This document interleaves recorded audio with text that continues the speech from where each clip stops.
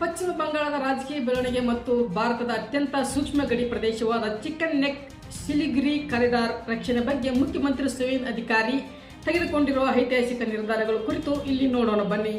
ಐತಿಹಾಸಿಕ ಗಡಿ ನಿರ್ಧಾರ 600 ಎಕರೆ ಹಸ್ತಾಂತರ. ಈ ಹಿಂದೆ ಮಮತಾ ಬ್ಯಾನರ್ಜಿ ಸರ್ಕಾರವು ರಾಜಕೀಯ ಕಾರಣಗಳಿಂದಾಗಿ ಬಾಂಗ್ಲಾದೇಶದ ಗಡಿಯಲ್ಲಿ ತಂತಿ ಬೇಲಿ ಹಾಕಲು ಬಿಎಸ್ಎಫ್ಗೆ ಜಾಗ ನೀಡಿರಲಿಲ್ಲ. ಆದರೆ ಸುವೇಂದು ಅಧಿಕಾರಿ ಸಿಎಂ ಆದ ಕೂಡಲೇ ಬಾಂಗ್ಲಾ ಅಕ್ರಮ ವಲಸಿಗರಿಗೆ ಬ್ರೇಕ್ ಹಾಕಲು 600 ಎಕರೆ ಜಮೀನನ್ನು ತಂತಿ ಬೇಲಿ ನಿರ್ಮಾಣಕ್ಕಾಗಿ ಬಿಎಸ್ಎಫ್ಗೆ ಕೇವಲ 45 ದಿನಗಳಲ್ಲಿ ಹಸ್ತಾಂತರಿಸಲು ಆದೇಶಿಸಿದ್ದಾರೆ.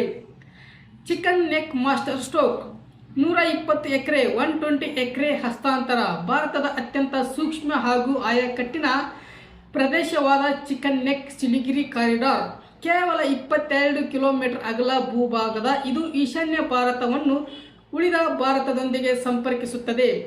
ರಕ್ಷಣೆಗಾಗಿ 120 ಎಕರೆ ಜಮೀನನ್ನು ಮಿಲಿಟರಿ ಮೂಲಸೌಕರ್ಯ ಮಿಲಿಟರಿ ಇನ್ಫ್ರಾಸ್ಟ್ರಕ್ಚರ್ ಅಭಿವೃದ್ಧಿಪಡಿಸಲು ಬಿಎಸ್ಎಫ್ ಮತ್ತು ಕೇಂದ್ರ ಸರ್ಕಾರಕ್ಕೆ ಹಸ್ತಾಂತರಿಸಲಾಗಿದೆ. ಚೀನಾ ಮತ್ತು ಬಾಂಗ್ಲಾ ಕೌಂಟರ್.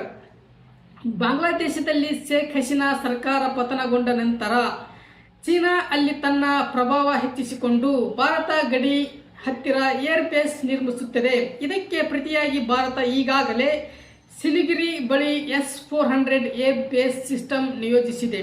ಈಗ ನೀಡಲಾದ 120 ಎಕರೆಯಲ್ಲಿ ಮಿಲಿಟರಿ ಬೇಸ್ ತಯಾರಿಸಲಾಗುತ್ತದೆ ಎಂಬ ಮಾಹಿತಿ ಖಚಿತವಾಗಿದೆ.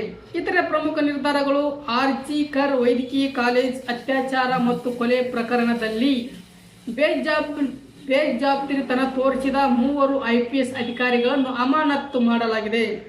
ರಸ್ತೆಯಲ್ಲಿ ನಮಾಜ್ ಮಾಡುವುದಕ್ಕೆ ನಿಷೇಧ ಮತ್ತು ಈ ಹಿಂದೆ ಮಮತಾ ಬ್ಯಾನರ್ಜಿ ತಡೆ ಹಿಡಿದಿದ್ದ ಆಯುಷ್ಮಾನ್ ಭಾರತ ಹಾಗೂ ಬಿಎಸ್ಎಫ್ ಭಾರತೀಯ ನ್ಯಾಯ ಸಂಹಿತಾ ಯೋಜನೆಗಳು ಜಾರಿ ಮಾಡಲಾಗಿದೆ.